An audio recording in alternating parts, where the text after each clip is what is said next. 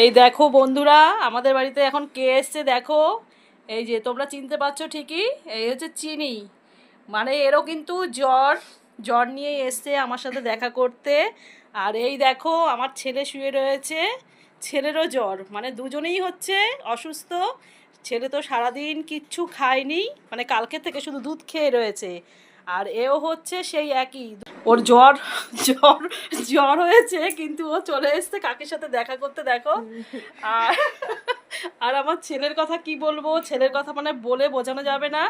ওর মানে শরীর খারাপ হলেই কোনো খাবার খায় না, কিচ্ছু করে না, শুধু দুধ খেয়ে থাকে। মানে লিকুইড, মানে মাদার ডেয়ারি যে দুধ আছে, সাথে কোনো বিস্কুট বা কোনো পাউরুটি রুটি কিছু খাবে না। সেই সকালে মানে জোর করে ওর বাবা সাথে সামনে ছিল দেখে দুটো বিস্কুট দিয়ে দুধ খেয়ে তারপর ওষুধ খেয়েছে। সারাদিনে ওঠেও নি, কোনো কিছু না, ঘুমিয়েছিল, এখন উঠলো। তো আমি বললাম চল কিছু খাইয়ে দিই, কিন্তু না, কে কার কথা শোনে। বলছে দুধ থাকলে দুধ নিয়ে আসো, শুধু দুধ খেলে কি বলো কারো শরীর ঠিক হয়ে যায় ওষুধ না খেলে?